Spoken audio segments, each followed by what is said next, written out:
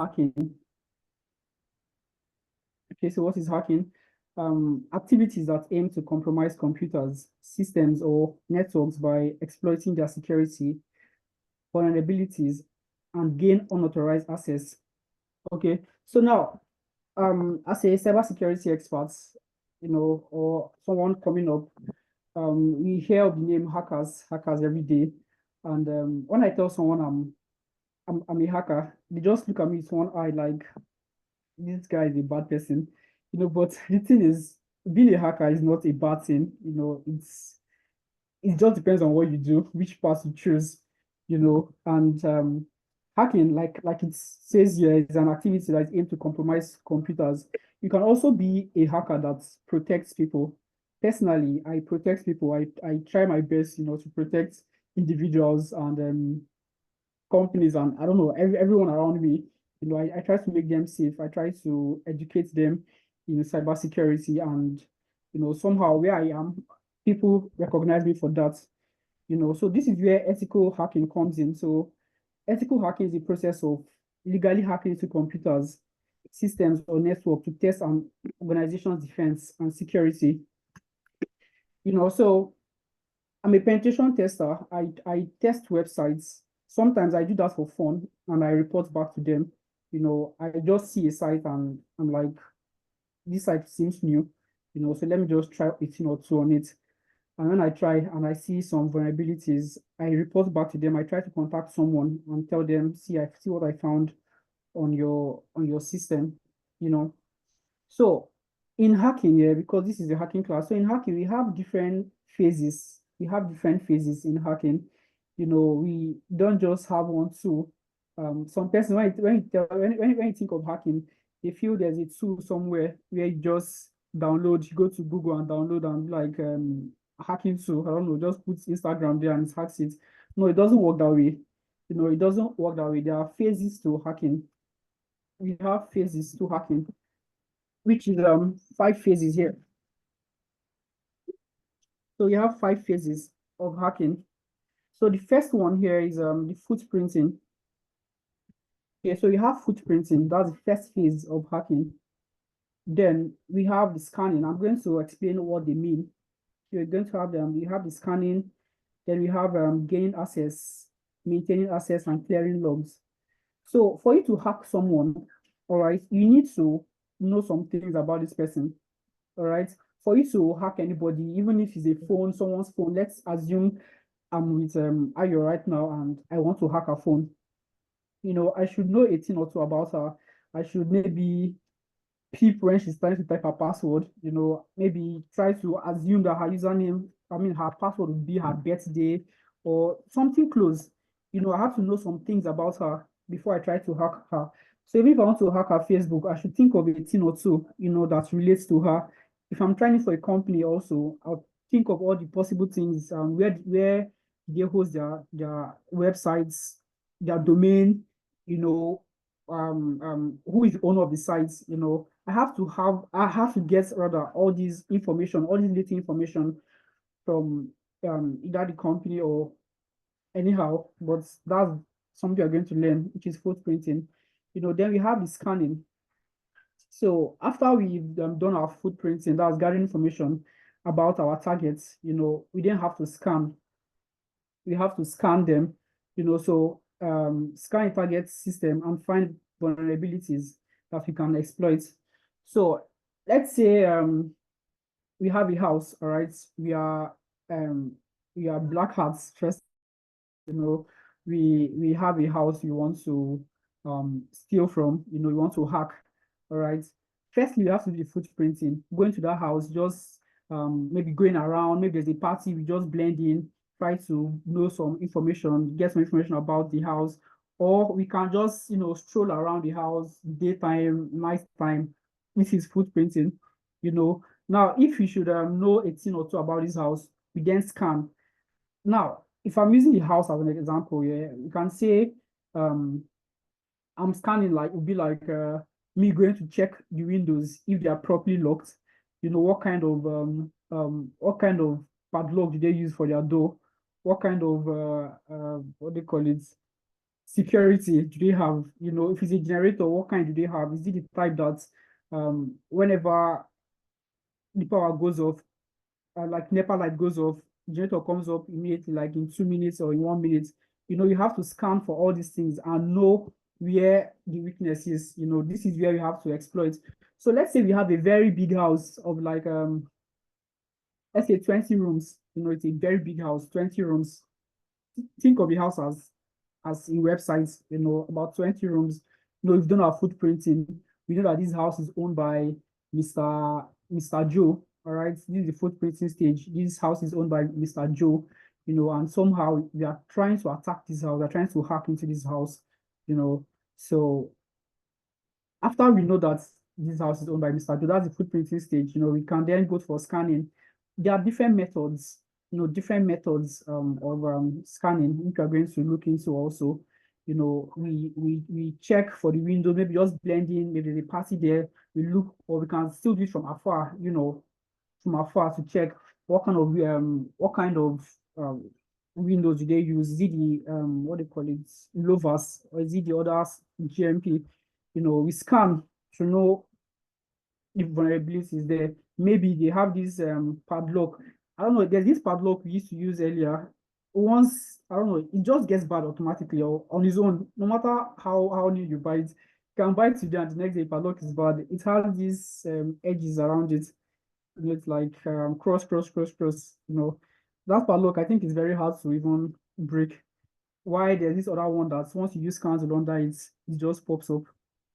This is scanning, looking for vulnerabilities, And then when we scan and they see that there's a weakness in the house, let's say one of the windows is very bad, it doesn't lock properly, then we can use that to gain access to the house. You understand? So this is how this hacking takes place. I'm using a house because it's something we can relate to first. Then later we are going to do practicals on the websites. So now, knowing that the window is very vulnerable, yeah, we use that now to gain access. We gain access and then do whatever we want to do.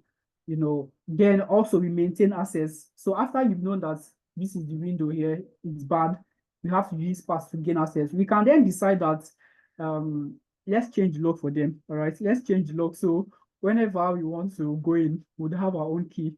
All right, so we've gained access to this house from the window. That's the vulnerable part there. We gain access to this house from the window, and then we help them change the lock, maintaining access. All right. Now, let's say you want to steal a lot of money from them, steal their data or whatsoever. We've gained access, we change their lock just to maintain access. So whenever we want to come back again, let's imagine that the house is full of money, so you can't move it in a day. You can come once in a while, pick some things till we clear the house. Now, when we are done, that's after getting access, maintain access, placing the new lock there for them. Then we are done now. This is where we do clearing logs. So clearing logs is basically clearing your footprint, clearing your footprint so they won't trace you or they won't find you anymore. Sometimes you watch movies where some robbers go to steal, and after stealing, somehow the FBI get hold of them, either because of their footprint, they held something, their shoe size and all that. In hacking, in penetration testing, things like that happens. After you hack a system or hack a website, there are traces, all right? There are traces there, so it's very possible that they can find you. Okay, so it's very possible that they can find you, all right? So at this point, we have to clear our logs, clear all the details, everything. And we're going to, look at it here. So these are the 5 phases of hacking. There's one last stage actually. It's called reporting. All right, the last stage is called reporting, but most times this reporting is done by penetration testers. The reporting is done by penetration testers. Please hold on a bit, share my screen.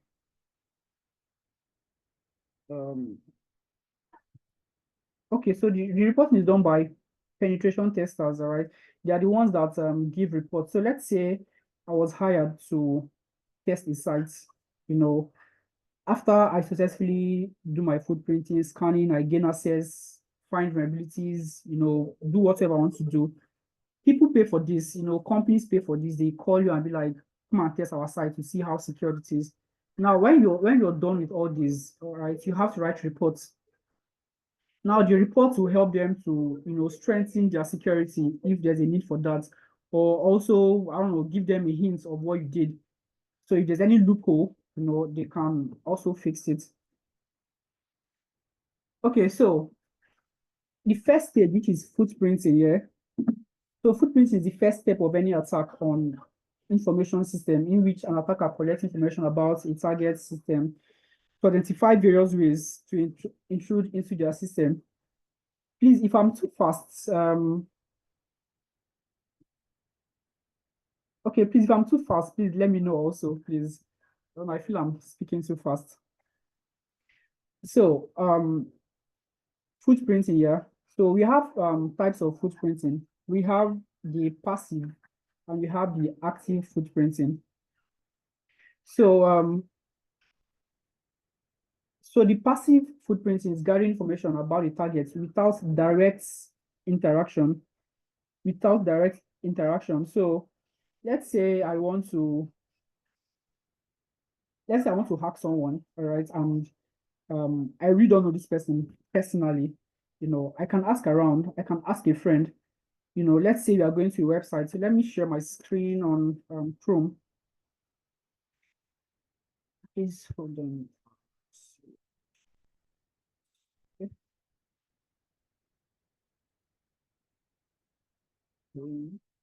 Please hold on a bit. Let me share.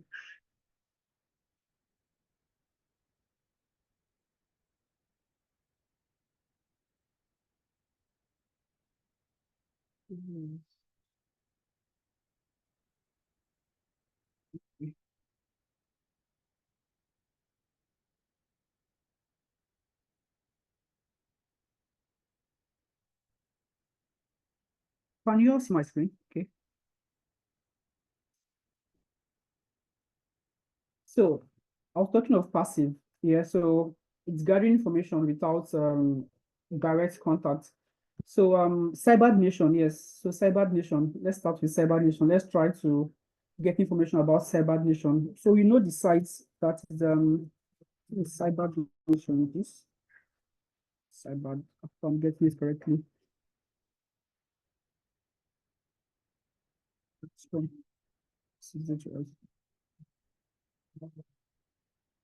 Sorry, is that the spelling of Cyber Nation? Cyber. Okay. Sorry. YBER.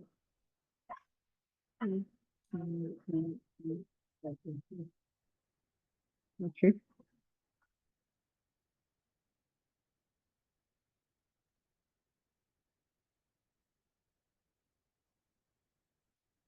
Okay, so this is Cyber Nation website. All right, and let's assume that you want to try to hack this site. You can get information from this site, by scrolling and reading some things. Let's look for it's not so.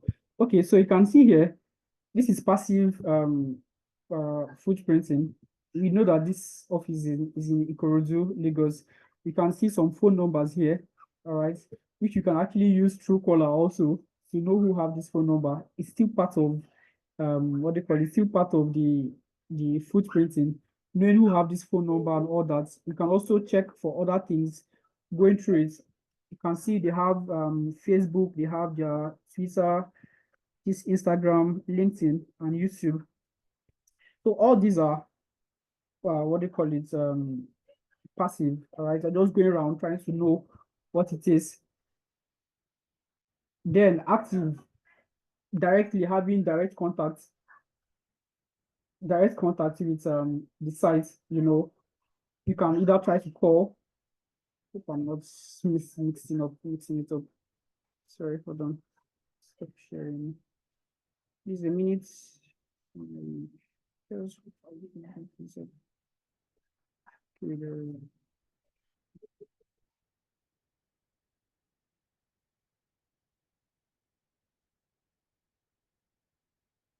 Sorry, please hold on a bit.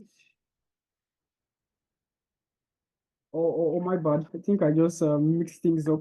So passive is actually when you're without direct information. So you don't have to go to this site. I'm sorry for that mistake there. Passive, you don't it's without direct what do you call it, direct interaction. So you don't have to go to the site. You can make use of Google. Yeah, you can make use of Google and other what do you call it, other resources to get information. But whenever you're getting the information from the main website, yeah, that is active footprinting. Please, I'm sorry about that. All right. So active is when you're getting information directly from the website. All right, directly from the website, that is active. While passive is just getting it from somewhere else. So passive now, there's what we call who is. So let me just share that. Where is my where is the share screen again? Okay.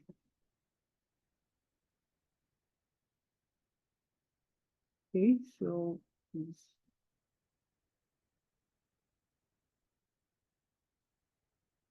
so who is the main lookup?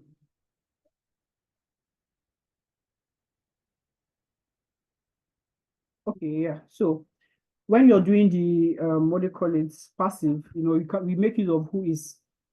Please, I'm sorry about that mix up there. Sorry about that mix up. So we just copy this and paste here. Should be and search. Okay, yeah. So this is passive. We are not actually going to the site, all right? Active is you involving yourself in the site, doing your scanning and all that, getting information. But passive, you make use of other tools like Whois. So when you go to this whois.com, yeah, you can get all the information you need. Like, for example, you can see the name server, you can see the domain name, you can see that it's registered with Hostinger. It was registered on the what is this? 11 October, November 4th. You can see the dates here that it was being registered and the date is going to expire.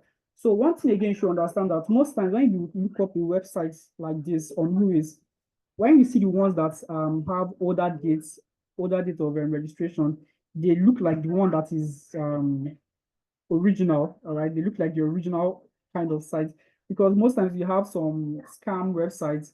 Whenever you have this kind of scam website, just go to this Whois and do a little footprinting on them, and you see that you're just registered recently. So that's how you know all those kind of fake sites. So here you can see the name server. This is dns.packing, and this what they call it, this cyber nation, they are protected in a way, so you can't see all these things. They are a bit protected. You can see domain name is protected. All these things are because their what do you call it uh DNS is protected. It's really protected, so we can't get much information from here. We can't really get much information from here. All right, so we can do the active footprinting with them. Since we can't get enough information from these sites, we can then go to the cyber nation, but at least we got something here. We got what they call it, Hostinger is being arrested on Hostinger. I think I'm correct here. Hostinger, and this is the name server. We can make use of all this information. This other part here, this part here, it is not exactly what you're seeing. Now, why you're seeing this is because, like I said, this site is really, really protected. So all these things are kind of hidden, kind of. So if you should check another site, let's think of another site that is not protected. Let me see. Oh God, what is this now?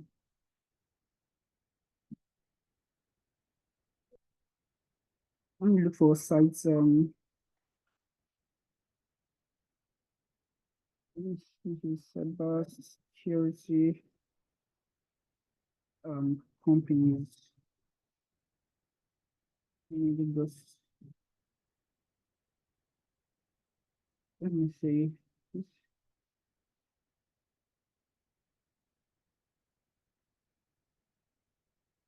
This is Santa Innovative. Okay. Copy link address. So let's look for this one.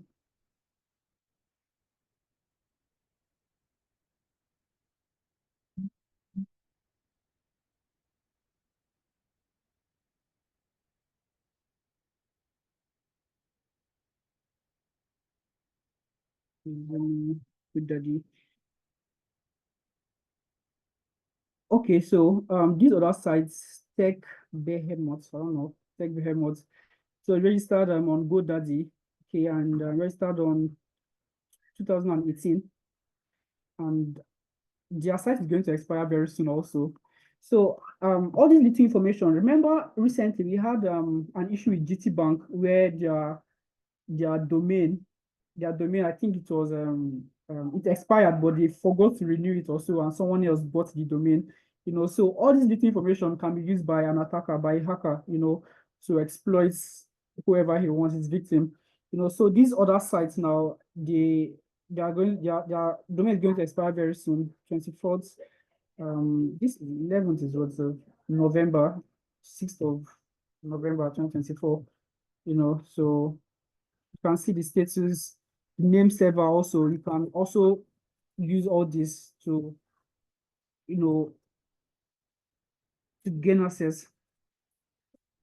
So in footprinting, information that can be obtained, you can have the network information like domain, the subdomain, the network, the subnets, the IP details, server, who is information, and DNS. So this here is the DNS, here is its name server. So this is the name of the sites, expiring date and registration dates. Most of these sites are protected, so we won't see much, most things here. So objective of footprinting basically is to have a knowledge of the security posture, reduce area of focus. Just like I said earlier, imagine you're trying to hack into a 20 bedroom flat, 20 rooms, and we have to do footprinting to narrow it down, reduce our focus area. We can't just attack the whole house. All right, we have to look for the loophole there. All right, look for the loophole. So if you notice that the kitchen is where we can have access to, we can narrow our focus to that kitchen alone and make use of that part to exploit every other part. So we use the footprinting also to identify vulnerabilities, and then we drawing of network maps. That's how we are going to attack this site. So this is basically what we do with footprinting. Footprinting is basically knowing some things about your victim, knowing everything you need to know about this victim and how protected he is. So we have tools here we use for our footprinting, reconnaissance. So we can make use of search engines like Google. So you can go to Google and search for Cyber Nation. You can use Bing. You can also use the Google hacking database. So the Google hacking database actually is what's it? It's hosted on ExploitDB. Let me see, ExploitDB render. Oh, sorry. Hey, bye. Oh, that's nice. Okay.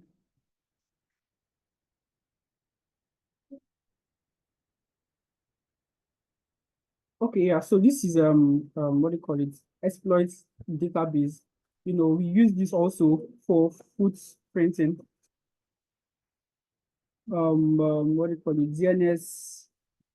Attackers collect footprint information from different sources. Yeah. So we have the Google, Yahoo, Netcraft. We have Google hacking database, which we are going to use also.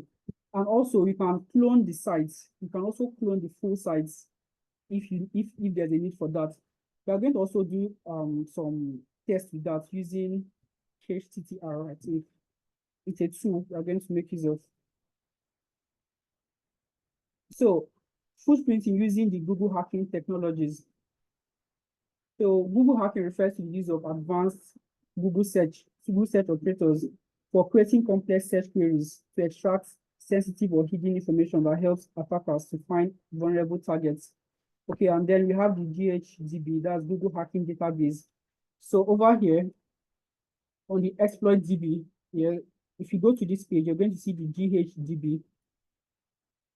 So we have other tools like the exploits, we have papers, we have shell codes, we have all this, but we're going to be focusing on GHDB here.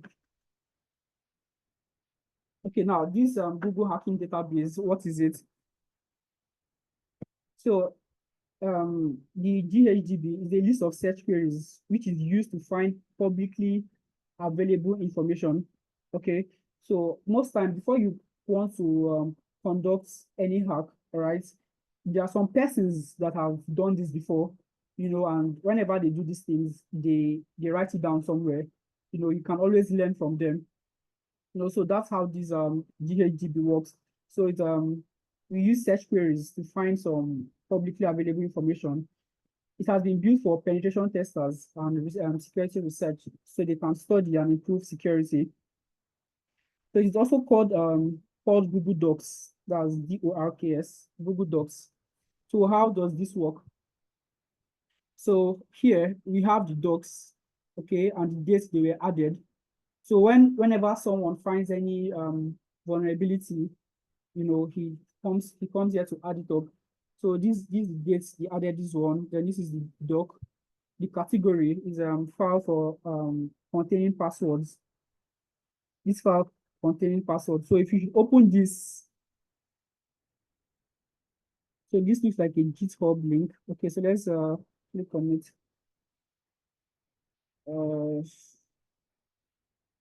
Go back. Sorry, copy this link.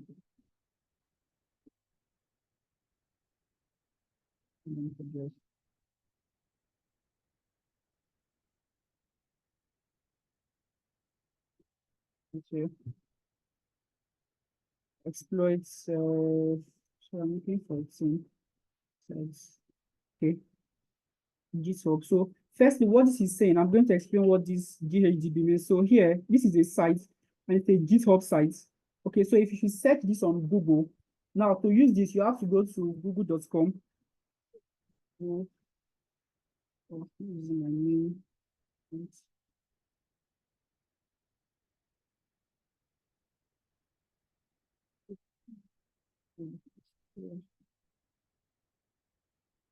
Okay, good.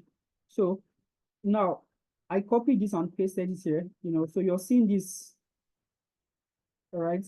So all this is saying that there's a vulnerability somewhere. Where is our, so all is saying that there's a vulnerability somewhere that, and what is the vulnerability? It contains a file that contains password.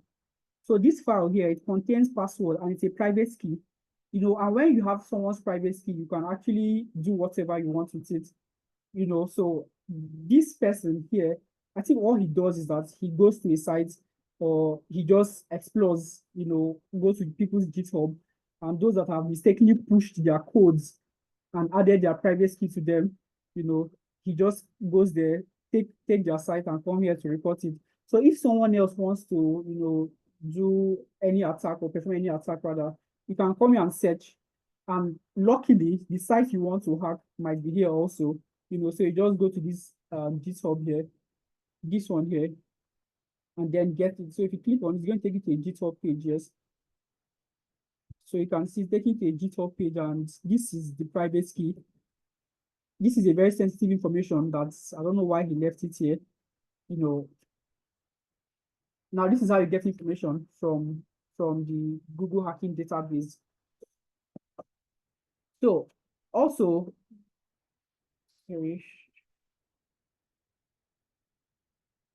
okay. So we have top Google search operators also. So for example, you want to what are you going to do now? You want to search for something in particular.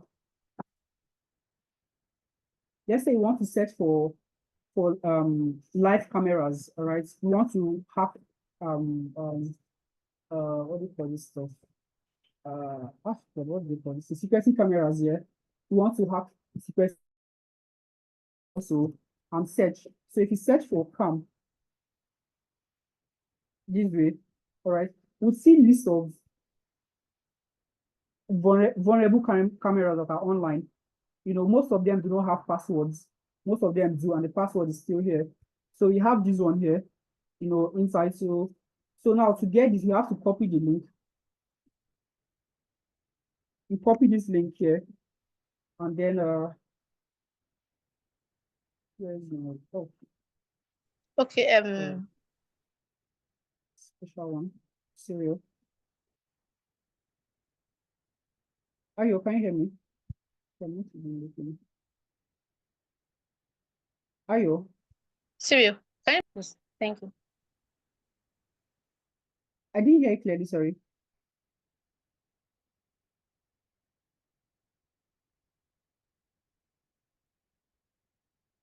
Hello, Ayo, can you speak? I didn't hear you properly.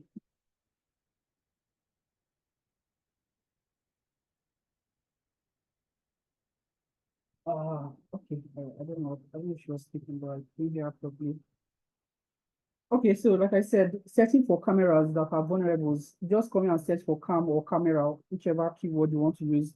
So you copy this and go to your Google page. I'm going to explain what this means. So I'm going to explain this shortly. Now this here now is going to give us some list of cameras that are vulnerable on the internet. Like this particular one here, it is very vulnerable. I think I've exploited this before. So if you click on this, it's going to take you to a page that their camera is just on, and I don't know why they left it that way, but it has been vulnerable for a long while. So this is less macro webcam, all right, and this is a live camera in the US. It's a vulnerable camera, so you can do with it whatever you want. You can actually do whatever you want with it. So if you're seeing my screen, you can also try to explore the same thing and try it out if you can access this.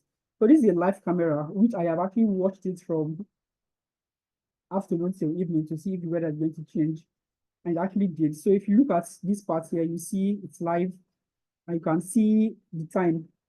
It's 2:13 p.m. So this afternoon there in the UK. I mean, no, the US. Right, it's 2:13 in the US. This time also is correct, 18th of October 2024. So you can see this is a vulnerability, and we found it using the Google Docs, that's Google hacking database. All right, so we can find more things here, find more things. Now, also, I'm going to explain what these words here, they mean. Sorry, So let's say, Cyril, can you please hold on? Someone is raising hand. Okay, me, can you speak? Me, can you speak? Me, unmute yourself and speak. Oh. You are raising your hand.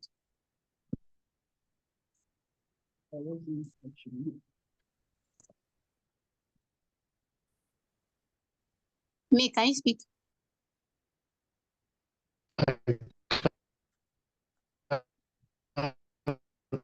You are breaking. You are breaking. Okay. Hello, good evening. Hello. Can anyone hear me? Okay, I'll just write it in the, I'll just write it in the chat box. Okay, that's fine. Okay. Okay. So these texts here, they just make it easier for us to find things in the internet. So aside trying to hack, all right, we can make use of these queries here whenever we are trying to look for anything on the internet. So for example, let's say we go to, let's say we want to download a book. Okay, let's say you want to download a book, a Python book, and I just type let me see, I just type download to Python book. People do this actually. You can see a lot of a lot of options here. This one is going to a site, this one is a PDF, this one all books. So whenever you do something like this, you won't get your exact answer, But now if I should do something like this, I say I do this type and I say it's a PDF, right? What is that? PDF. And I do let's call it, let me see, Okay, Siri, there are questions here. okay, let me look up. Okay, someone asked, said, what if it is a trap to get into someone's laptop or system and get some sensitive information? That's Stanley. And another person asked, I wanted to ask you this. How can we tell that the proposed vulnerability is not a bait? In the instance of the camera, you said the camera you said has been up for some time in the US. Okay, so the first question, all right, what if it's a trap to get into what or what okay, what if it's a trap to get into someone's laptop or system and guess I'm not understanding the first question. What if it's a trap to get into someone's laptop or system? Trap like I don't know, I don't really understand your question, Stanley. Can you I don't know. I think this is what the person is saying. That the first question is saying that you know the camera now. What if it is a trap? Yeah. You get that to get into someone's Yes. laptop. I don't think the camera cannot get into your laptop. Probably the camera is being used to monitor you. Do you get? Okay, okay. If it's maybe used to monitor you or something. No, this what do you call it? Hacking doesn't occur this way. All right. That's some things people think. Hacking doesn't just work this way. All right. You can't just go, like, for example, go to this site like this now and you're being hacked. Things are not done that way. You know, it doesn't really happen that way. Most times there are links you click on, all right? Some vulnerable links, but not this kind. In due time, when you go deeper into hacking, you'd understand like not all links are, in fact, looking at them alone, you know that this one can't do anything. And besides, this was found on the Google Docs, right? Yeah, it was found in Google Docs, which means this is a vulnerability, so it's not to harm you. This is not going to harm you. I don't know if I answered your question, but this cannot harm you because first we are searching on Google, all right? And I don't think Google would allow anyone to paste paste a malware like that. It doesn't work that way. Sometimes I create malwares and I try to send it to myself or to someone, but I mean with the person's knowledge, I'm trying to test the malware and I send it via Google Drive. It doesn't go through. It doesn't go through. They would bounce it because they do their own scan also. Whenever you're sending any information, they do their own scan. If it's a virus, they won't let it go through. Even if you try to send a virus via a mail, unless you're very experienced, unless you're very, very experienced, you can then try to bypass Google security. Maybe in course of study, maybe on the last day, I'm going to show us how to create a virus and how we can bypass those kind of securities. But nevertheless, when you see them as a hacker, whenever you see something like this, you would know. You would surely know. People that get hacked most times, they really do not see, they don't pay attention to details. They don't really pay attention to details. But as a hacker or a penetration tester, you don't just click whenever you see it. You don't just click. There are some sites you just look at it and be like, nah, this doesn't work. When we talk about phishing, you see Google spells with 3 zeros. You don't just click on the link like that. You have to observe before you click. But whenever you click and you fall for it, it's normal. It's normal. I mean, that's how we win as a hacker. So like I said, it's I mean, they can't get to you with that. Then the next question, this how can you tell I suppose this is not a bit said I've been looking a long time. Well, I don't know, you can't tell, but I don't think this is me just saying that it's not a bit because we have other vulnerabilities, not just this one. If you go here, you can see a lot of them. You can see a lot of them, all right? There are a lot of them here. Now, like I said earlier, people what they call it, people do their research, they do their research and then come here to drop whatsoever they find. Now, remember at the beginning of the class, I said whenever I tell people I'm a hacker, they feel I'm a bad person. But we have three types of hackers, right? We have the black hats, we have the white hats, and we have the gray hats. So the white hats are the good guys, let me put it that way, just easy understanding. The white hats, they are the good guys, and then the black hats are the bad guys. Then the gray hats, that people you don't trust. Personally, I don't trust the gray hat. In fact, I can trust a black hat instead of a gray hat hacker. So how do you know which one is gray hat, which one is black hat? Sometimes in the course of conversation, you can be speaking to your friend that is a hacker, some kind of things he say, no, this guy he looks like a bad person. If he has the opportunity, they hack for money. They are the ones that perform all these cyber attacks, for money, for other personal intentions. But the white hats, all they do is they try to protect, they hack a site and then they report it back to people, to the authorities. They are the ones that also do the reporting. Like I said earlier, they do the reporting also, whenever they find vulnerabilities. So these things that you're seeing here, these docs you're seeing here, they are written mostly by the white hats. They go online, they find vulnerabilities and they come and drop it here, and that's how you get so when next you're looking for something, I just come here. It's not just for cameras, it happens to, you can find so many things you want. You can just go to this site, exploitdb.com, go to this edge here, you can see a lot of them. But go to GHDB and then you'll find whatever you're looking for here. Okay, so where was that?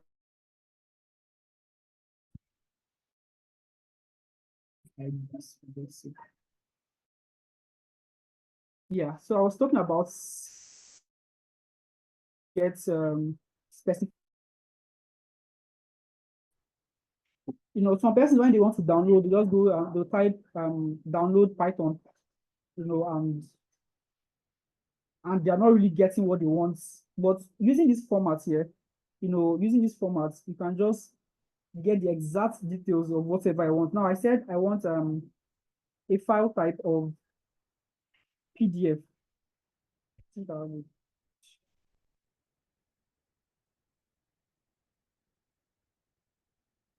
Yes, you're going to get the recording of the class. And Adam, can you still hear me now? Or can you hear me now?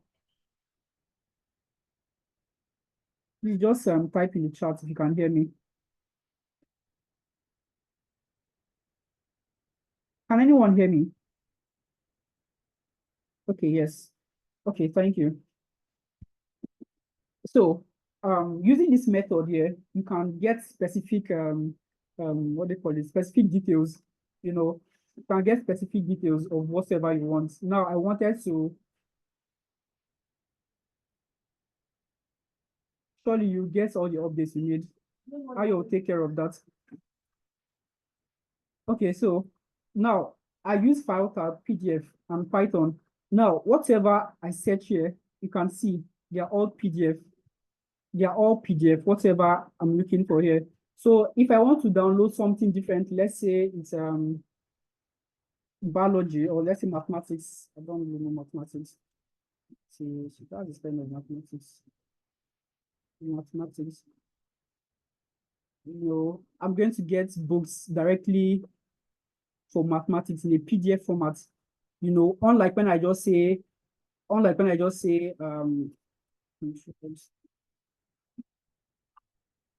sorry, please, so unlike when I just say download maths.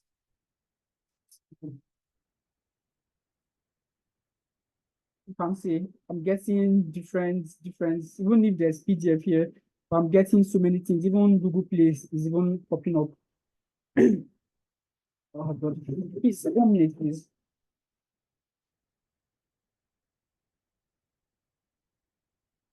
Okay.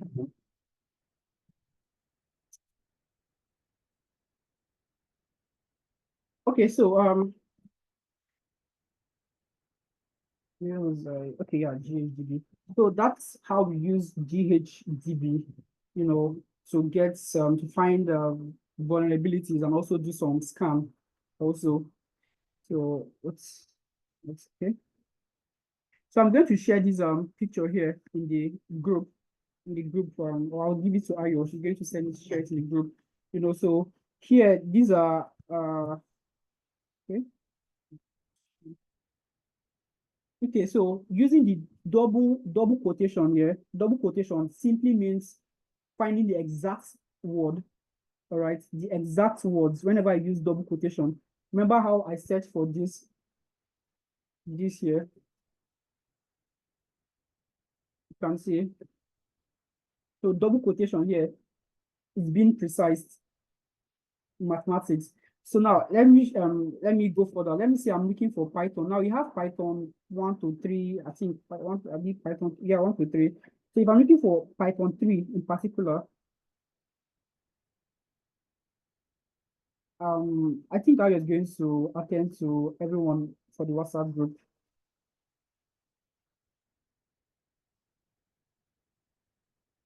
So Python 3.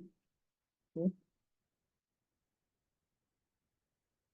So you can see I'm getting the file type for Python 3 precisely. You can see all here, it's Python 3 everywhere, so that's what they call it. Using the double quotation whenever you're searching for something online makes it easier for you. Now, whenever you make use of the sites keyword, so sites and then colon, okay, it means search in this particular site. Search in this particular site. So let's say, for example, Cyber Nation they have a PDF, okay, that is on their site. You want to download it. You can just use this format, sites, then you put in the Cyber Nation, then the file type. You can use file type also. You can use all this in the same search string. You understand? You can use all this in the same search string. Sites, colon, put the name of the site, file type. If it's PDF, yeah, exactly. It narrows it down to the right information that you need. Okay, so I'm going to share this also in the group. So in case we want to make use of it. So this is us using Google hacking techniques. Yeah, Google hacking techniques, that's GHDB. Okay, and I said you can find GHDB on the exploits database. Yeah, exploits-db.com. Okay, and you can find whatever you want here. Just do a quick search. You can find whatever you want on this Google hacking database. Then also,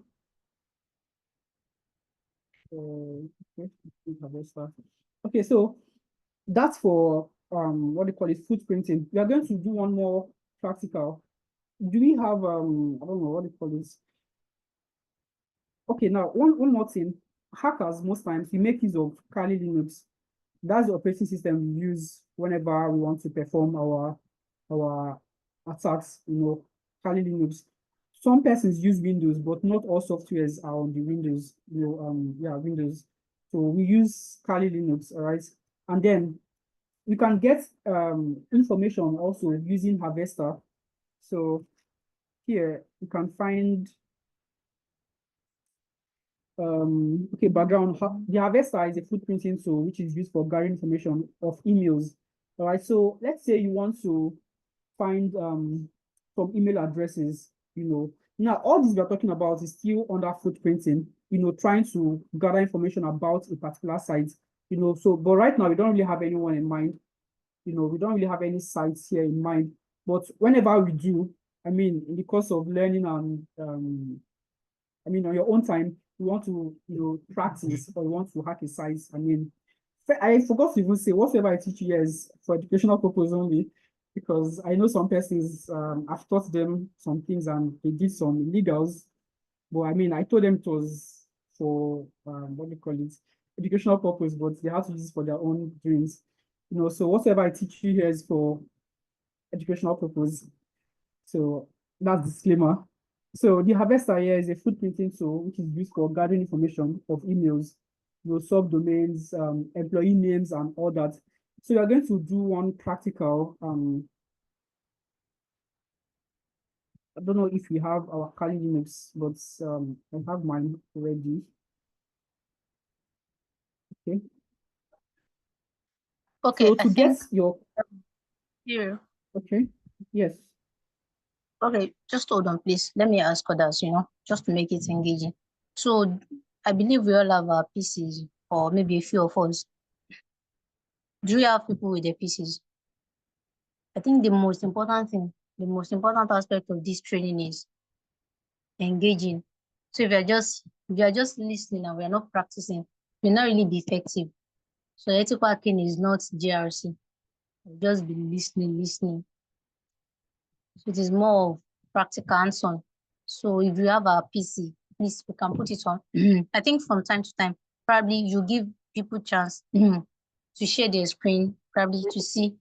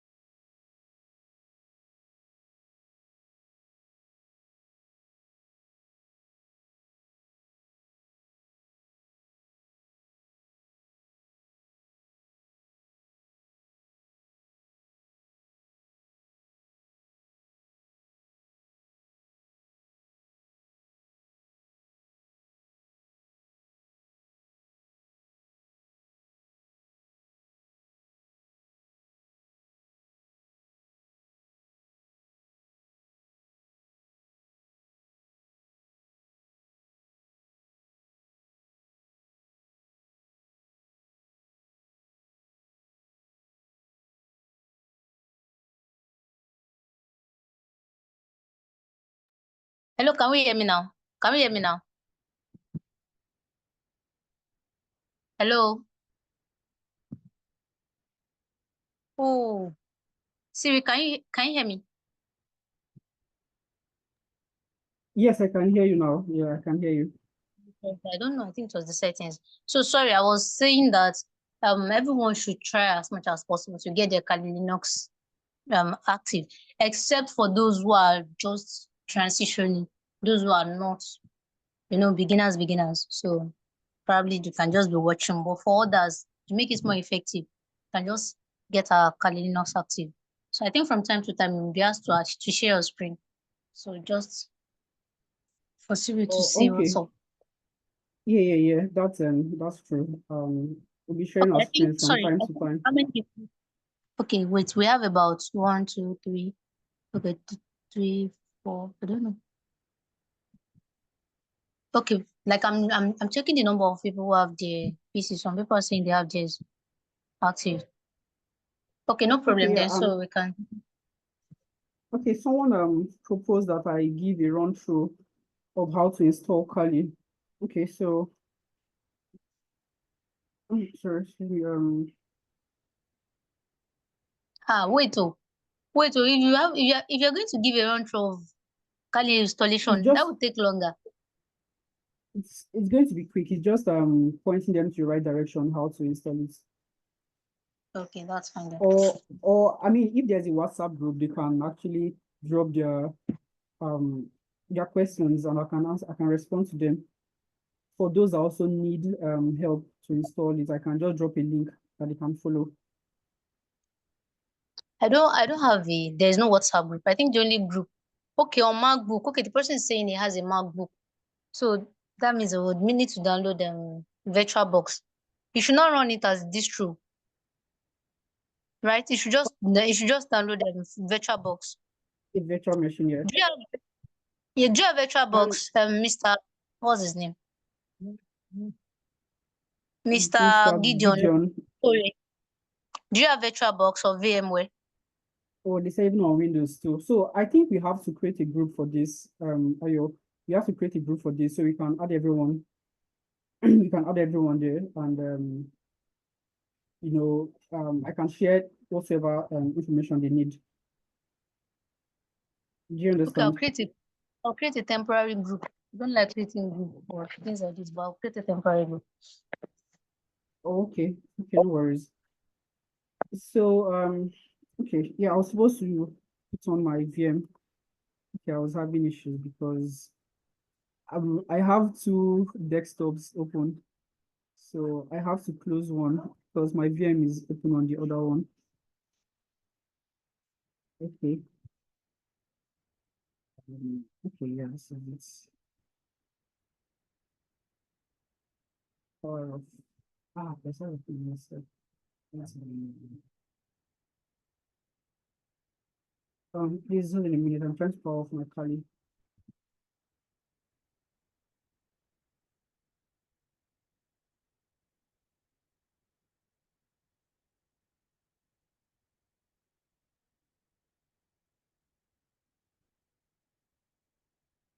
Okay.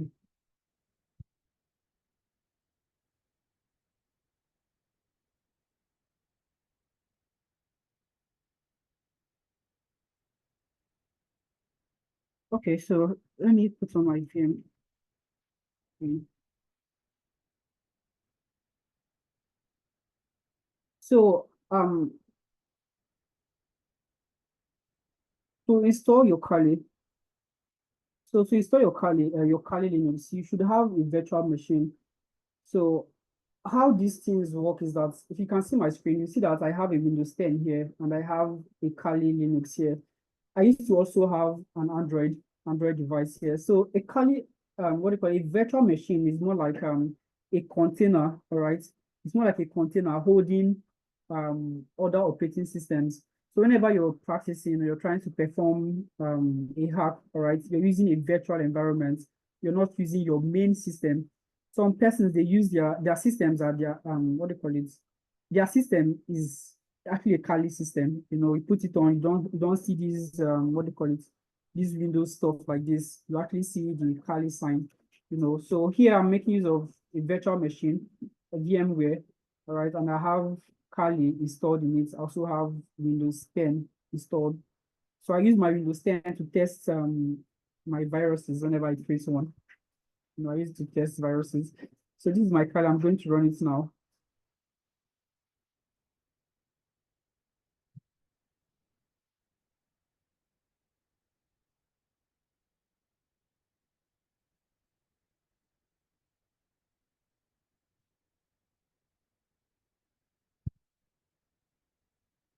So I'm going to drop a link.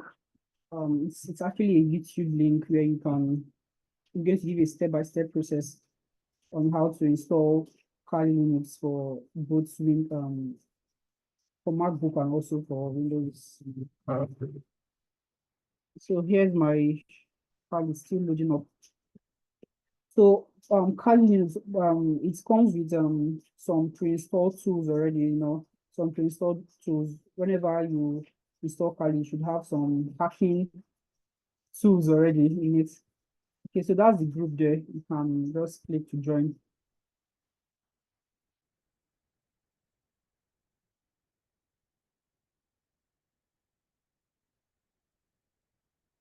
Sorry it's taking this long. Also, some people might be using VMware. So you can use either VirtualBox or VMware, please. Just take note. So you can Okay, have yeah, either you of can the two. also use anyone. Yeah, it's the same thing actually. I think I prefer VMware because I started with it, so I just preferred it, you know. I use It's just like I use yeah, it's just like when I because I'm also a developer, a web developer, so when I said when I was learning how to code, I made use of Notepad, just plain text. That's what I was coding. I loved it, and then someone introduced VS Code to me.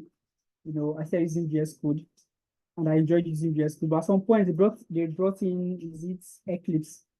Eclipse is also an IDE for coding, but then I just don't like the interface. I was already used to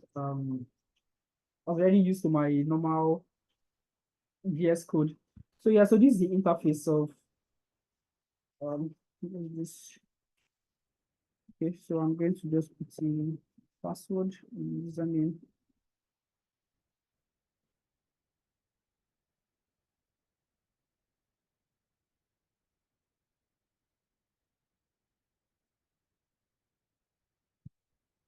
Sorry, mine is taking too long to come up.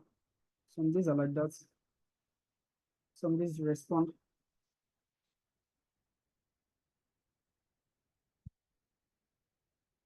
And also for those that are also installing virtual machines and installing virtual machines, please make sure your what do you call it, your system has it's strong enough for it.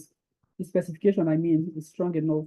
So I normally recommend at least Core i5 and also an SSD hard drive. So SSD is faster, that's solid state drive, it's faster. But then if you're using an HDD, thank you so much, Gideon, also. Thank you so much. I really appreciate it. So And if you can see Siri, sorry, I want to say something, please. I want to chip in this. Sorry, I don't know, but I discovered something lately from people who reach out to me for assistance. Please, if you are running all these softwares on your PC, I don't advise people to download movies. So I discovered that some systems have actually crashed as a result of this. Your VM, what's it called? Your virtual machine would require you to allocate about 2 gig RAM minimum, and for the hard drive about 60 gig. So now some people have, I don't know who recommend that. Some people are using 256, and by the time you start using your VM, by the time you start installing some tools on your VM, it will start consuming space on your system, and before you know what's up, everything is gone and your system now start lagging. So I discovered that some people have movies on their PC and they are running the same virtual machine. So just take note. If you don't have enough space, please, to avoid story that touches that.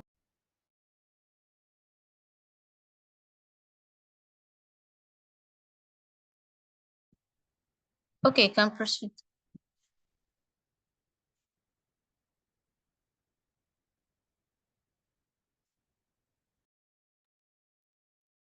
okay, yeah. So in addition to what she said, yes, I have students that I teach. I teach them both web and cybersecurity. I always tell them, if you want to go far in your tech career, there's some things you have to leave behind for now. All right, there's some things you have to leave behind. It's called determination. You have to make some sacrifice. Me, I'm a gamer. I love playing games a lot. I play games a lot. But when I go into tech, I had to reduce it. I had to stop so many things. And like the movie she said, my students, when they come to me, first thing I do is I check their system to check if I'll see any movie. And I don't even tell, I just wipe the system, like I clear every single thing. You have to be serious with your life, And like Mr. Gideon said, he's waiting for the opportunity. So I'm sure he's going to make good use of it. This class may not be ending next weekend. He might decide to continue. It's all what they put it. It's just for us to see the turn up, people that are interested. You can then decide to continue. So your virtual machine here, it's easy to take some space, to take space. Like when you keep using it, installing and installing, it gets full. Sometimes you check your what they call it, what they call this stuff, file explorer here, you see that it has gotten full. You have to clear some things. All right. And I pray that if we continue this way and we land a good job, the class is going to be just Fridays and Saturdays. So and I pray that if you continue and we land a good job, you understand what I'm saying. So just a quick one. I was the winner of the last Cyber Olympics, all right. And when I was doing all the hackathon, doing everything, it took almost my full space. I'm using a 256 actually. I don't know why I mentioned 256. I felt bad. I'm using a 256 hard drive, solid state drive actually, but I mean, I minimize the things I do. After I do anything, I delete them from my system. For my web development jobs, I save them on the cloud, so I still have enough space. You understand? So this is what they call this is our Kali Linux. It's easy to hack. This is what we make use of. So if I check here, which of them?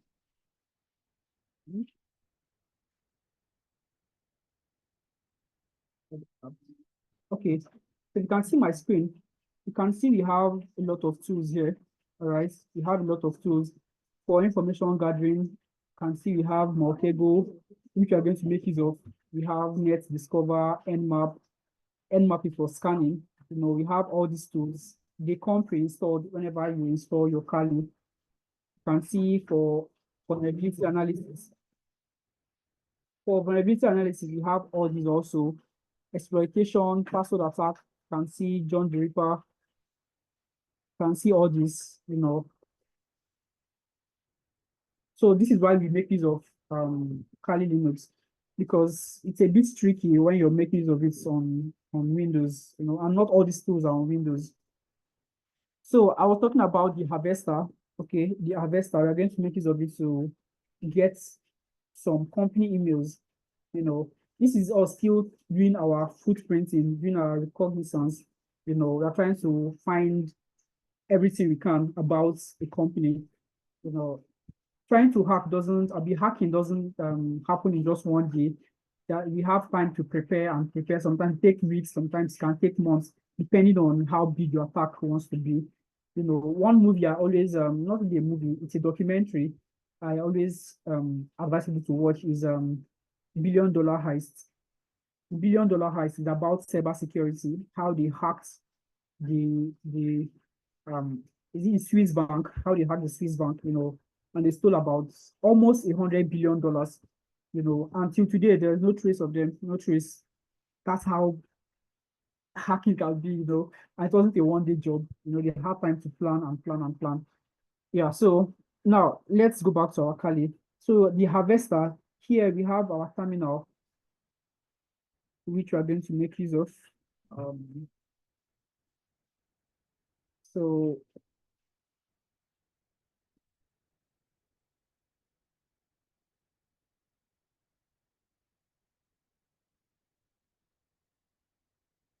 sorry.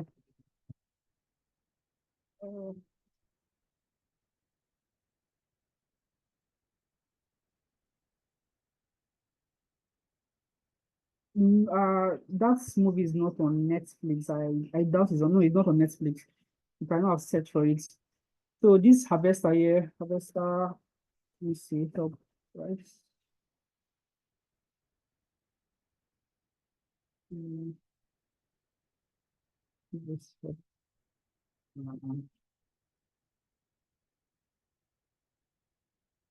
okay. So this is the harvester actually, the tool we are going to use. And then we have some syntax, we are going to write. When I mean syntax are like the words we type in. We are going to learn it over time. Over time, we're going to learn all these things. So it's not a one-day thing. Like I said, you don't learn how to hack in one day. It's over time you're going to, get used to it. So now we're going to try to get list of email address from so let's say Microsoft. Yeah. Well, let's try Microsoft. Let's see if we can get some information from Microsoft. So we're going to do this.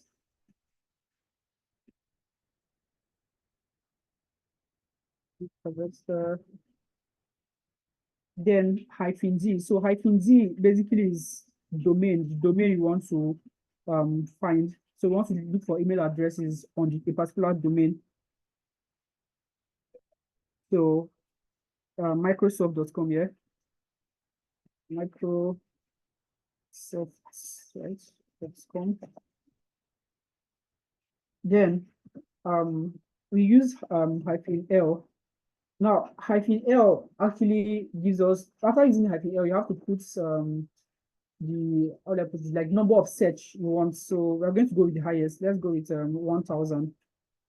If you don't put this -L and the 1000, the numbers there, the default is 500. So we're going to search like 5,000 data and 500 databases to get this information that you need. So now this is how it does the count. So let me go back to, let me see here.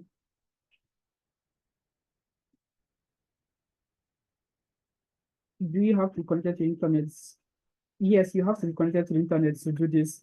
I mean, the the database is not in your system, it's on the server, so you have to be connected to the internet to do this. So let me show you how this how it's being counted. So let me see, I'm looking for let me see, just thinking of anything.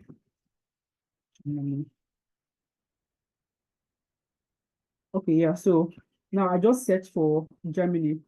Okay, now if you look here, we have the first page, second page, third page, fourth page, just like that. So we do the same thing. So we do the same thing, you know, in our Kali. So we are looking for email addresses. So you have to set 1000 because he said two. I mean, if you do 500, it might be small. So we're going to do 1000. All right, so 1000, that is, it's enough. It's enough here. So 1000, then hyphen B. Hyphen B basically is the source. So if you look at this part here, if you can see my cursor, you see here B source, you know. So our source, they're going to, if you search on, I tried it earlier today. Google won't give you any what do you call it? Any answer. Google won't answer you. I don't know why. Also, some other database won't respond to you. But I think Badzu, I think that's the spelling, B-I-B-E-I-Z-U. Think this will give us some answers. I don't know, we'll try. But just to explain the code, the harvester is the tool we are making use of. All right, so okay, the L, like I said, it's more like number of pages. I don't know why it's L, but it's like number of, okay, limit here. Okay, yeah. So it's the limit here. So the limit is going to check for like 1000 pages, you know. And like I explained earlier, this is huh? Oh, I have to. Okay, like I explained earlier, if you see, this is my Chrome here. I search for Germany. So this is the first page. This is the first page. All right. You can see down here, page 2, page 3, page 4, just like that. So the same thing applies when we are making our search, you know. But now you want it to be 1000. So it's going to, you know, check for something. It's going to give us something meaningful. All right. So after doing this, the harvester -D, like I said, is the domain name, you know, then -L is the limit, then B is database where you want to search. So you can also change this database to, let's say, google.com. Google or google.com, whichever one, you know, you're going to search for it. But I think I'm going to go with this one because, like I said, I tried it earlier and Google did not respond to me. You know, so let's see if I'm going to get anything actually. Am I getting errors again? Sorry. Good. Sorry, please. But please a minute, please. Okay.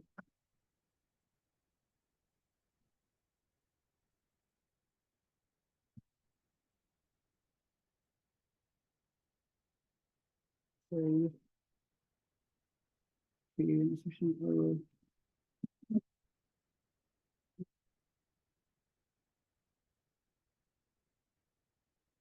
Okay, we got an error. Let me try. Cannot connect to baidu.com. Okay, let's try Google.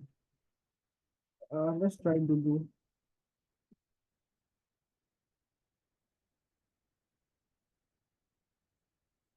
Why is it invalid source?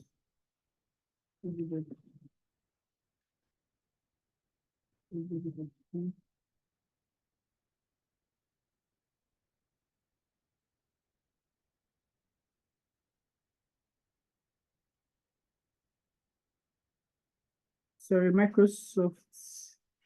You can say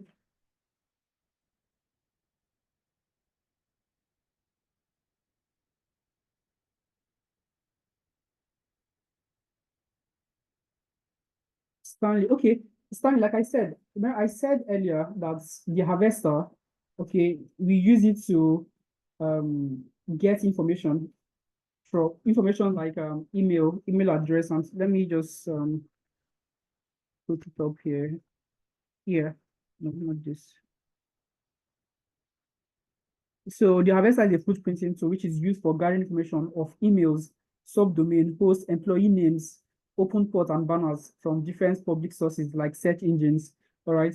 So basically, what we are doing here, all right, we are trying to let me see which one. Okay, let me okay. So the harvester here is the tool, all right. -D is the domain we are trying to get the email address from. Can we get their email address? So we're trying to get the email address of Microsoft. Do you understand? From Microsoft. Okay. And then the -L here is the limit. So 1000. I don't know if you understand. Then this -B here is the database or the search engine which you are going through. I don't know if you understand. Is that clear? It's That not should be clear. I clear. don't know. It's not It's clear. not clear. Okay. Let me explain again. So I said harvester is a footprinting tool which is used for gathering information of emails. The harvester, this here, this harvester here, this harvester that you're seeing here, is a tool we use for gathering information of emails, subdomain, host, employee names, right? We are doing footprinting.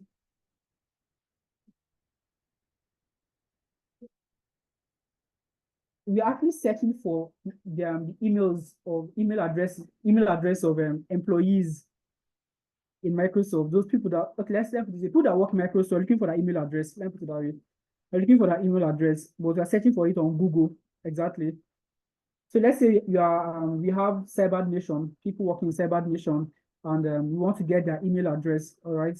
Let's even try that if it's going to work. I doubt Cyber Nation have let me see. Interesting. Let me spell this correctly for once. Sorry, sir. Can you move your terminal up a bit? You can't see the box. It's all the same thing. Okay. Cyber. Let me see if they have Cyber Nation. Okay. So that's the spelling, right? Cyber Nation. Okay. So let's see if there's anything we can find anything. Invalid source. So this is the one that you see.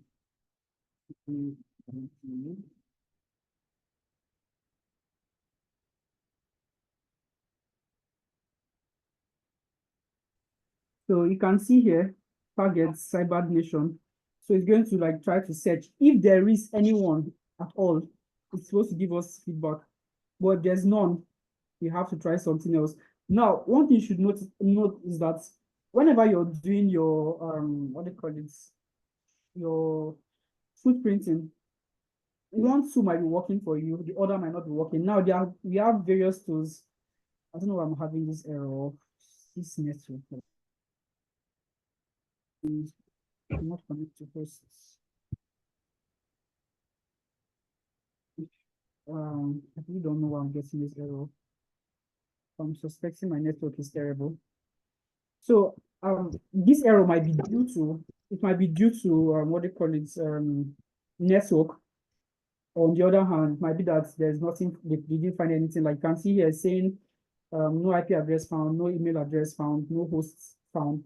But I suspect my network is bad actually. Should have a good network. So just like I said, there are other tools that we use for footprinting, which we are going to learn tomorrow. Yeah, we're going to learn tomorrow. Tomorrow might be longer. So there are other tools we can use, like we have information gathering. We have Mortego. I think we're going to make use of Mortego tomorrow, all right, to search. Mortego also does something like this. It gives you the domain, the subdomain. When I mean subdomain, like domains that are under that domain, gives you all the information you need to know. So if one tool doesn't work, try the next tool, all right? This in particular, I've always had issues with this harvester actually. No matter if it's well protected, I don't think that's an issue because I know I found some email addresses of what do you call it, Microsoft, from Microsoft employees. So that cannot be the issue. But nevertheless, all right, even if it's well protected, they cannot be so protected that you can't find an email address. All right. Now, when you're trying to hack, all right, you have to be very smart. You have to, I mean, you have to employ every little detail that you can. Now, let's say I want to get this email address. I can go to their sites. Okay, I can go to the Cyber Nation. There's this. No, this. So this is Cyber Nation. I can still come to this site and try to, think of something. This is support@cybernation.com. Or I can decide to call. All right, I might decide that, okay, I want to call this number here and see who's going to pick up. And whoever picks up, I can just start saying something like, hello, I got your number on the internet and I'm trying to, get a message, send a message across, and I need your email address, please. You can just give them a fake name. This is what hackers do, and this is called social engineering. All right, it's called social engineering. Social engineering is still a process of what do you call it? Process of footprinting. Okay, trying to know your victim. All right. I can just come out and act all cool, act all nice towards Ayo just because I want to hack her account. I'll just be nice to her, be buying her gifts. We go to the mall. I tell her, please, can you make use of your card? I'm having issues with my own card. She pays with her card. They give her a receipt, and I find a way to get a receipt from her. There's some information there that I can make use of. You understand? So we have different methods to get information from people. So as a hacker, you have to be very smart. You have to think of all the possible options in this world, to get information from anybody. You don't have to be shy about it. That's what you do. That's what pays your bills. So that's basically what we do about we do in footprinting, knowing your attacker, know your victim rather. So back to this. So back to this footprinting. After we do all this, what do you call it? We use the Google database, hacking database. We search on Google about the company. We use Whois. I've mentioned some tools. We use the Whois to search also. You can just okay, quick one, more like an assignment. Okay, more like an assignment. Just search for at least five companies in Nigeria. All right, perform a footprinting on them and just drop in the group. All right, give us their name, registration dates, subdomains. Now, this other one here, no, not this. Where was that? Okay, yeah, Whois. So some sites, some sites here, when you do some research, you see some reasonable information here. Here, you see some reasonable information, all right? You see a reasonable phone number, all right? You see some reasonable stuff. So you can just take out your time, do some footprinting on some websites, all right? This is more like an assignment, so you should do it and report back to the group. So like I said earlier, we can continue the class if you want to, just depending on the turnout. You are just doing this for the cybersecurity awareness month. So we are just doing this, for the community. So depending on how the turnout is, you can decide to continue. You understand? So you just perform some footprinting. So go to Google, search for companies in Lagos, all right? Come back to this point here. Sorry, come back to who is the name? Who is here? Yeah, so who is, and then put in the name of the website here and make a search. So you can do to like 5 companies and see what you can find about them. All right, see what you can find about them. Also, go to this Google hacking database. All right, go to this Google hacking database. You're going to still make use of this scam. Maybe later on you can think of something else. So I want you to give me a list of cameras here that are vulnerable rather. Some of them are going to have password. All right, some of them will have password, but with this, you can actually get the password here. So let's say we search for okay, and let's look. I won't do the assignment for you, but just look at it. I know there's one here. I've gone through this stuff, so I know there's one here that has a password and a username. So you figure it out. Now, like I said, select this, select it this way. You copy it and go to Google, all right, your google.com, then paste it here. All right, paste it here like this. Then you can go one after the other. Check. We've checked this one before and we saw that it's vulnerable. You can see this one, the live camera is still on. I don't know why these people have not fixed it, but I think this is the university. Yeah. So you can see it's still on. You can still go to the next one, webcam hotel. You can go to the next one. Let's see what we can find.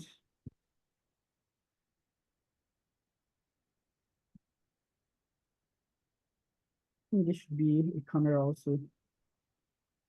So I think this is a live camera from this hotel.hardrock. Their webcam is also, you can see it. This is a live. People are enjoying this live. Oh God, I'm here teaching. You can see people enjoying themselves. This is a camera, maybe someone that went to this hotel to just enjoy himself for the weekend. This camera can help you. You can pick out the person like, oh, I saw you somewhere doing this. We have a lot of them. We have a lot of vulnerable cameras there. And like you asked earlier, no, they can't hack you through this. They can't hack you through this. Instead, you're the one hacking them already because their camera is vulnerable. You understand? So they can't hack you through this. Yeah. So please just give me a list. You can go through this. Give me 5 that are open and give me 5 that have password. I know one of them here has password, or more than one has password and username. And if you go through it, you see the username and the password. Let me give you one hint. The username is admin actually. So you can just go through it, So this is how we make use of this is one of the stages, rather, one of the stages of hacking or phases of hacking. That is footprinting. So by tomorrow, we are going to do one more step, and then we're going to go to the next stage, which is scanning. We're going to gather information. I'm going to think of the sites that we'll use for practicals.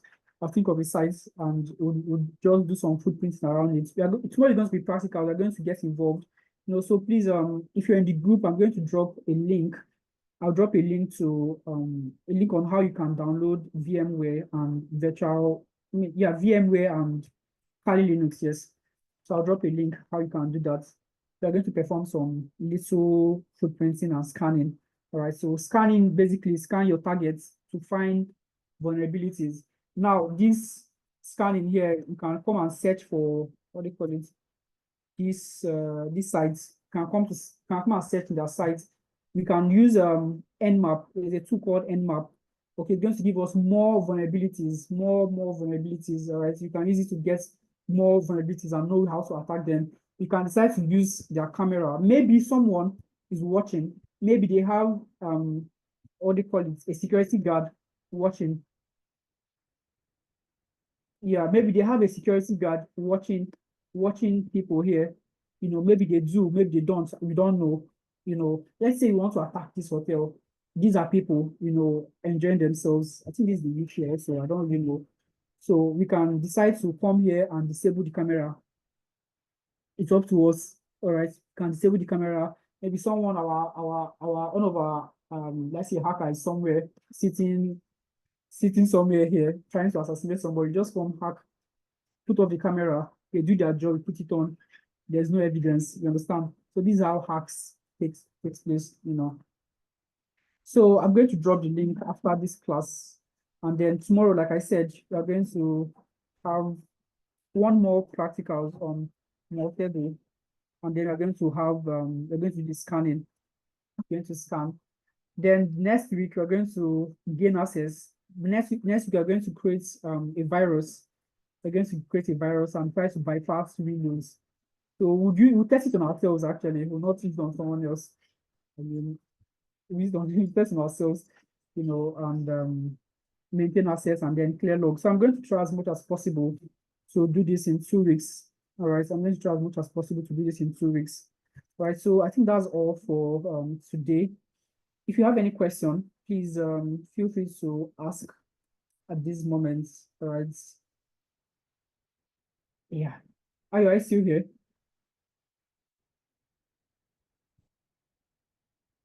Yes, I'm here. Okay, thank you so much. Thank you, John, for that. Thank you, Siri. So good evening, everyone. So thank you all for The 2 weeks joining. So ends you have next any week, questions? actually. What do you So say? there are some questions in the group. There's some questions in the chat. Please respond to them. I don't have any say in this. Okay. Please respond to them. Let's see if we Okay. can extend it. If you can extend the class. This is it. You see, extending the class is payment. Actually, Actually, Cyber Nation paid for this. Again, it's not a free training. We paid for this as a way of giving back to the community in the spirit of cybersecurity awareness. So if you want it to be extended, that means you guys will pay. But then that's the they would, somebody said please yeah. extend for we'll pay for that 1 month. Actually, that's part of our for the cybersecurity awareness, and definitely the instructor we brought up is All right, definitely thank you very much. I don't know if you can hear me now. Yes, we yeah can hear clearly. you. All right, thank you for this class. It's really interesting. Please, there's something you said we should do. Is like an assignment. You gave us 2 sites. You gave us Yes, one to do 5 companies. We should look for 5 companies in Lagos and get do some food prints. footprinting on them. Yes. Yeah, the next one, you said we should go to site and get the cameras, but the site where we're supposed to go is I don't know the site. Where we're supposed to go Okay, and get so vulnerable yeah. cameras. All the Okay, site okay. name. So okay, that's exploit DB. Exploit. So I'm going to just copy and Okay, paste it exploit here. DB. Exploits. Yeah, this is What? it. Exploits. Exploits. Exploit DB Okay. here. Here. Let me just drop it in the chat here. Is it dash DB or dot DB? Please, Exploits hyphen. okay. I dropped it in the. I'm going to Okay. drop these Okay. links also in the WhatsApp group also. Okay. Thank you very much. So talking of No the problem. extension, after these 2 weeks is when we're going to discuss on that, Abby. Yes, yes. We are going to give you more information I on want to this be a in the I WhatsApp group. want to be an ethical hacker. That's what everybody say. Well, by the time you start creating some malwares, you Hmm. just start thinking differently. Actually, you I start only have thinking one differently. challenge. The laptop I'm Yes. using is not official laptop, so I can't install anything on it. That's the only challenge I have now. Even a red Oh, flag. oh. That's please. Yeah. I mean, the rest, I don't advise you use your official, unless your official is a hacker like me now. This is my official laptop, so I can use it to hack whatever I want to, you know. So yeah, gray. I don't see anybody that's a hacker. I don't even trust them. Whether white hat, black hats, gray hats, I don't trust. Eh? Ask me. So I don't really trust anybody that says he's a hacker. You know, whether you're gray hat, you're white hat, I don't, because it can just get to your head. I have a virus I created. You know, it can bypass any antivirus at all. Like any antivirus, it can bypass it. I've tried it so many times. You know, and though I'm a white hat actually, so trust me, I'm a white hat. That mean you don't trust yourself too. I know I'm laughing because it's it's very tempting. It is very, very tempting. Honestly, it is very tempting. Sometimes Wait, someone will just offend you. somebody said that means you don't trust yourself. If you're into I cybersecurity, you understand that there's zero trust. they There's only they'll zero understand. trust. They'll So we understand don't when trust they get there. You don't even Ma- trust yourself. Madam Someone Mayo, that's offends what you. you normally say. That's why I said it. He don't trust himself too. Zero Someone Yes. trust. will offend That's you what he's and normally you're say. looking at the person because you know what you can do to the person. Just Even one click and don't that's all. trust your wife. Okay. Let me take for example. Imagine maybe your wife's WhatsApp has been hacked and you don't know. But because you trust her so much, so whenever she sends a link, you don't even bother to verify the authenticity of the link. You click on it. So somebody now hack her WhatsApp and now send you a link. So because you trust her so much, just click on the links, and that's how your entire system Exactly. just. That's how Do you understand? these things work. That's the concept of zero trust. You don't know who is who. So, Exactly. on today's cybersecurity awareness, we spoke about, I think, was it yesterday? Yes, insider threat. This could Yeah, be an insider. that's it. Everybody is a threat. Everybody is suspect until you prove otherwise, actually. Mm. That's it. Today I someone met me because I think a cyber attack, or he was attacked in cyber, and they locked his system, not his system, locked his files. He couldn't access anything at all. So he then asked me, is there any way he can, bypass this? They're asking for money, they're asking for money just to give him the key. And I told him, don't pay. If you pay, that's the end. They might not give you the key after you make payments. So first you don't pay, and yeah, ransomware. They lock his files. I said don't pay first, just isolate the ones that they've not Attacked. gotten into. Yeah. Now imagine if this person, he's my friend. Let me say he's my good friend. I don't know that he has been hacked, and then the person sends me another link. Like the attacker hacks your account, then send a link from your account to another person's account, and I click on it because you're my friend, and that's the end. Now, my point is, after I advised him, I then sent him a link and said, click on this link to get more details. And he was looking at me somehow. I said, I'm not doing anything to you. I'm just trying to help you. And I look at the link. The link looks suspicious. Truly, it looks suspicious. But I was like, just trust me. Trust me. It's fine. But he was like, well, what does he have to lose? So there's no trust in cybersecurity, unless you're working That, for a company, then that's all know my trainer yourselves. always say, Auntie Madam Mayo. And with some of my lecturers too, you say cybersecurity number one is zero trust. You don't trust anybody. You don't trust yourself too. Like I said, I don't trust myself because I know what I can do. So I don't trust myself also. Thank you very much. So yeah, so that's it for today's class. Tomorrow's class would be same time, same time tomorrow. We're going to do more also, and tomorrow is going to be practicals, more practicals. So thank you everyone for joining the class. I really appreciate everyone. Stay safe and happy. Thank you. Thank you very much. Really appreciate it. God bless you. You're welcome. Welcome tonight. Good night, everyone. Yeah, good night. Thank you so much.